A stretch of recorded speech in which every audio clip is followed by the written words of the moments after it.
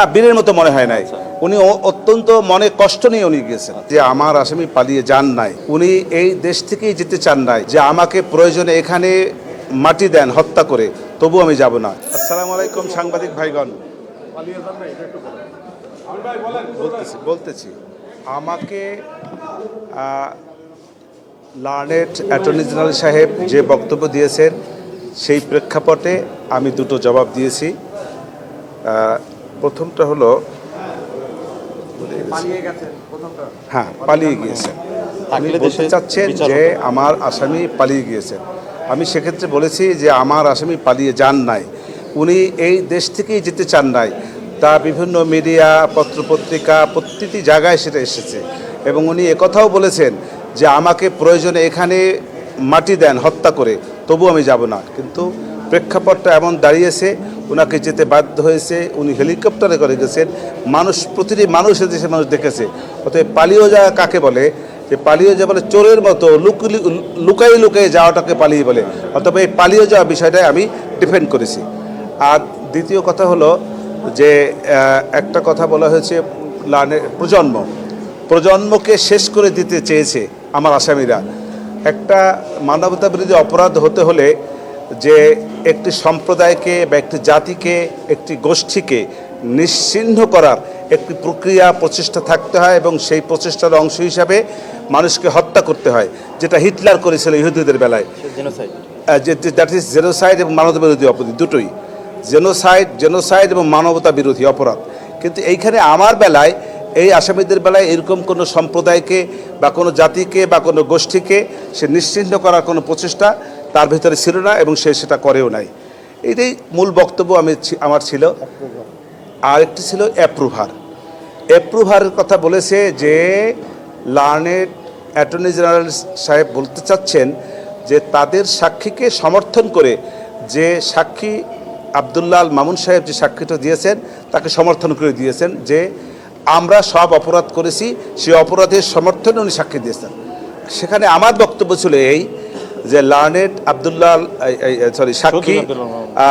সাক্ষী আব্দুল্লাহ আল মামুন সাহেব উনি নিজে বাঁচার জন্য একটি অপকৌশল হিসাবে নিজেকে অ্যাপ্রুভার ডিক্লেয়ার করেছেন। আমার মূল বক্তব্যগুলো এটা, এবং আমি একথাও বলেছি লাস্টে যে আসামি পক্ষ যেমন ন্যায় বিচার, বাদী পক্ষ যেমন ন্যায় বিচার চায়, আসামি পক্ষ আমরাও ন্যায় বিচার চাই। ন্যায় বিচার নিশ্চিত করার দায়িত্ব লার্নেড ট্রাইব্যুনালের, এবং ট্রাইব্যুনালটা সেটা নিশ্চিত করবে, এবং ন্যায় বিচার দেশের মানুষ, পৃথিবীর মানুষ দেখবে, এই আশা আমি করেছি।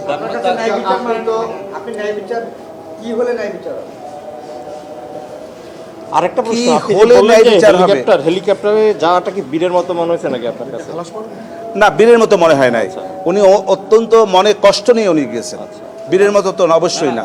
ও আরেকটা প্রশ্ন ছিল, উনি বলেছেন যে ইতিপূর্বের একটি রাজনৈতিক দলের নেতা বিদেশে ছিলেন, তখন আমার এই আসামি সাবেক প্রাইম মিনিস্টার বলেছিলেন যে প্রয়োজন আসেন, এসে বিচারের মুখোমুখি হন, এই যে কথাগুলি উনি বলেছিলেন, কিন্তু উনি আসেন নাই। আমিও সেটার পরিপ্রেক্ষিতে বলেছি যে কারণে উনি আসেন নাই এবং এখনও আসেন নাই, সেই একই কারণে শেখ হাসিনাও আসেন নাই।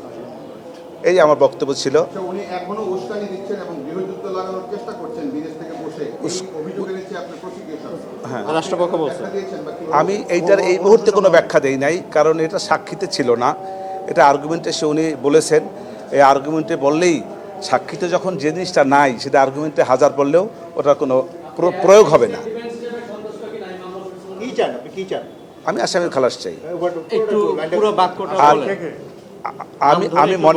আমি মনে করি যে রাষ্ট্রপক্ষ সন্দেহাতীতভাবে আমার আসামি সাবেক প্রধানমন্ত্রী শেখ হাসিনা এবং সাবেক স্বরাষ্ট্রমন্ত্রী আসাদুজ্জামান খান কামাল তাদের বিরুদ্ধে মামলা প্রমাণ করতে সক্ষম হন নাই। যেহেতু সক্ষম হন নাই, সেহেতু আমার আসামিরা খালাস পাবে, এবং সসম্মানে খালাস পাবে। এটা আমার আশা এবং আমার প্রত্যাশা। আপনাকে একটি শেষ কোশ্চেন, সেটি হলো ট্রাইব্যুনালে আপনি বলেছিলেন এক সময় যে হাত পা বেঁধে সাঁতার কাটার মতো একটি বিচারিক প্রক্রিয়া, কিন্তু ট্রাইব্যুনাল আজকে তার জবাব দিয়েছে। তারা বলেছে সিআরপিসি এবং এভিডেন্স অ্যাক্ট না থাকলেও, অ্যাপ্লিকেবল না হলেও যথাসম্ভব সুযোগ তারা দিয়েছেন এবং তাদের যে নিজস্ব ক্ষমতা সেই জায়গা থেকেও আপনাদেরকে কথা বলার এবং সব কিছুর সুযোগ এ ব্যাপারে আপনার বক্তব্য কি? ইনহেরেন্ট পাওয়ার যে কথাটা সেটি বলেছেন এবং সর্বোচ্চ সুযোগ দিয়েছেন।